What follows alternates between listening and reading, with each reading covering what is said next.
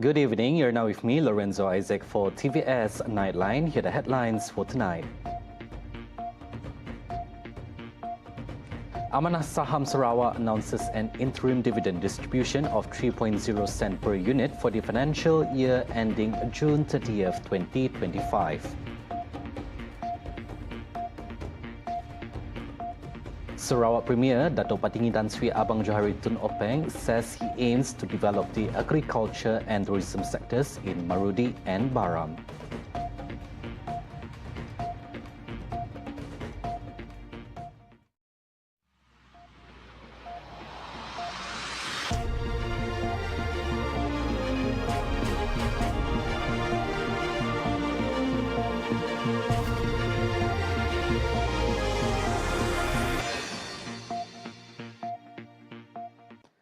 Amanah Saham Sarawak, Assar, has announced an interim dividend distribution of 3.0 SEN per unit for the financial year ending June 30th, 2025.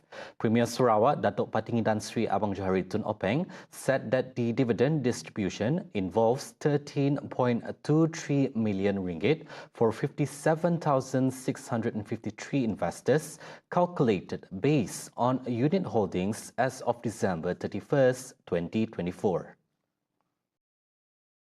Memandangkan tabung Assar telah berjaya mengekalkan prestasi yang memuaskan, maka dengan sukacitanya saya mengumumkan pengagihan dividen interim sebanyak 3.0 sen seunit bagi tahun kewangan berakhir 30 Jun 2025. Pengagihan kali ketiga pasca penstrukturan semula Assar ini akan melibatkan pembayaran sebanyak 14.23 juta ringgit kepada 57,653 pelabur, dikira berdasarkan baki pegangan unit pada 31 Disember 2024. Ini bermakna terdapat lebihan pendapatan sebanyak 13.52 juta yang tersedia sebagai reserve bagi menampung pendapatan tabung Assar untuk tempoh yang seterusnya. Saya cukup bangga kerana Assar terus berjaya memberikan hasil dividen yang kompetitif dengan portfolio equity, mengekalkan peranan penting dalam memacu prestasi tabung. He said this at the Assar dividend announcement ceremony for the financial year ending June 30, 2025, held at the Hikmah Exchange Event Centre.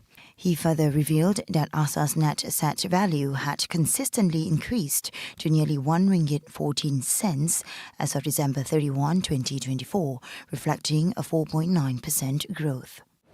Dalam iklim pelaburan yang agak mencabar ini, tabung Assar telah membabagaikan pelaburan dalam pasaran equity secara berhati-hati, manakala pelaburan di dalam pasaran pendapatan tetap terus diutamakan sejajar dengan objektif tabung Assar untuk memelihara modal sambil menjana pendapatan yang stabil.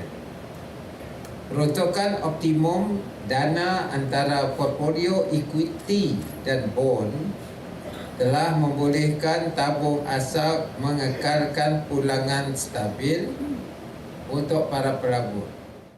For the record, the gross income realised for the first 6 months of the financial year ending June 30, 2025 was 22.62 million ringgit, a 45% increase compared to 15.59 million ringgit during the same period last year. Sarawak Premier Dato' Patinggi Tan Sri Abang Johari Tun Openg aims to develop the agriculture and tourism sectors in MARUDI and BARAM. According to him, improved connectivity and infrastructure development will make this aspiration a reality. Dari Miri ke Jambatan MARUDI naik taraf.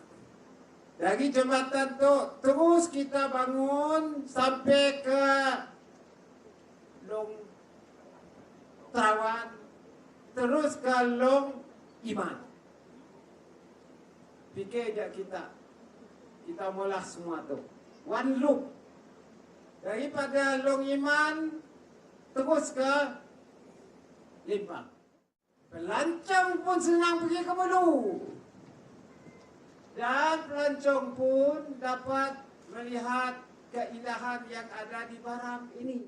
Dan selain daripada industri pelancongan, industri kedua ialah pertanian. Pakai pertanian moden dah di kawasan tu, bagus juga dengan padi. Speaking at the MARUDI Bridge launching ceremony earlier today, he said the establishment of a deep seaport would boost economic demand. Pelabuhan tu adalah pelabuhan dalam 7 kilometer. Non di laut. Di laut. Kita mula. Mungkin satu hari ada cruise datang. Kalau cruise datang, cruise selalu membawa 2,000, 3,000 pelancong. Yang boleh datang ke Miri, melihat dan mungkin datang ke BARAM. Kalau ada jalan ke Mulu, lebih kurang sejam lebih enggak. Mungkin ada yang pergi belah Niah. Kena dua-duanya UNESCO. Bus commuters can look forward to shorter waiting times as Kuching Metro's new electric bus route 103 will now begin at the open-air market from the previous State Legislative Assembly building, Dun. Minister of Tourism, Creative Industry and Performing Arts Sarawak, Datuk Seri Abdul Karim Rahman Hamzah, said the realignment, effective February 1st, is introduced following studies conducted to reduce passenger waiting times. The journey from Dewandangan Negeri, the other side, using the bus, it will have to go a long way. There's about more than half an hour to reach Kuching. If we can scrap away that half an hour, those who are going to the other side, pergi ke Port Margherita, pergi ke Dun Building, they can take the scenic view of the Jambatan, the S Bridge, and walk across right to the central open air market. When asked about the need for additional buses in the city, Abdul Karim said more buses would only be introduced if demand increases. Tapi public and visitors does not know. How do we get them to know? We are looking into it deeply, probably by way of pamphlets or right at the airport or macam mana lah, ataupun through social media.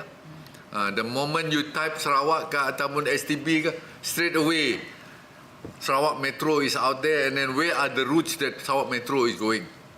As of 2024, the electric bus service has recorded 45,725 riders. The electric bus initiative is the first of its kind in Sarawak, contributing to the state's vision of becoming a premier eco-tourism destination. Affin Hwang Investment Bank Berhad has launched Malaysia's first crude palm oil futures structured warrant on Bursa Malaysia. Its Chief Executive Officer Nur Jasmi Muhammad Nasir said the launch of the new product enhances the bank's portfolio with innovative investment options, empowering investors to capitalize on price movement in key commodities such as crude palm oil. The structured warrant instrument that we are launching also allows investors to leverage price movements of commodities with minimal capital outlay, thereby offering an attractive pricing and also an attractive option for diversifying the investment portfolios. The investment bank said it is optimistic about its demand, particularly among retail investors, with an expected outstanding volume of at least 1 million this year. It added the key initiative underscores the bank's commitment to providing financial solutions that evolve with the client's needs, in line with the pillars of Affin's strategic plan. Meanwhile, Bursa Malaysia Chief Executive Officer Dr. Muhammad Umar Swift said the timely introduction of the new product by Arvin Huang aligns with the market's growing demand, as structured warrants have experienced remarkable growth. Muhammad Omar said such products cater to investors' needs for portfolio diversification as part of their investment strategies.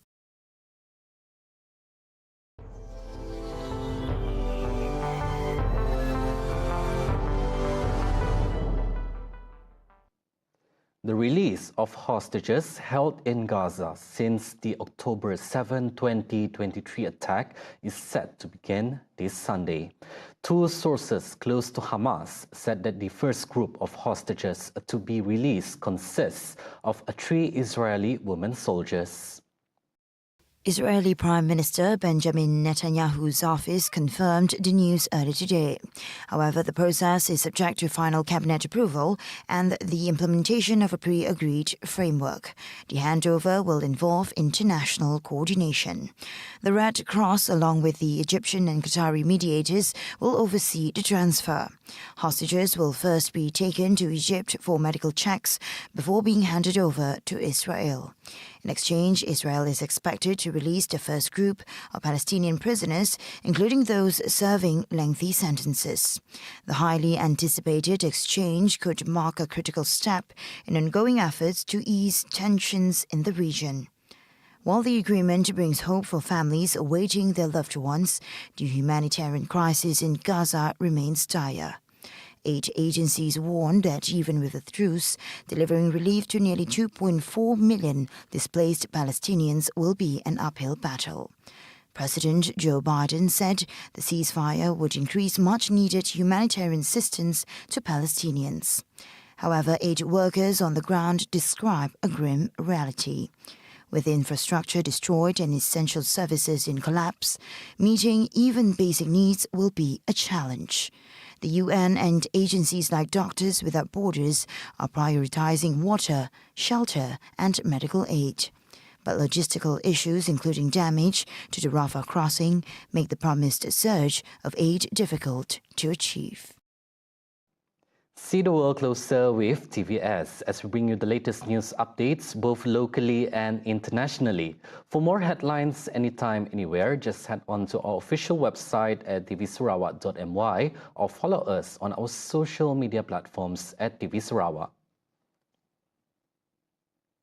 Those were the updates on TVS Nightline. I'm Lorenzo Isaac. Thank you for watching and have a good night.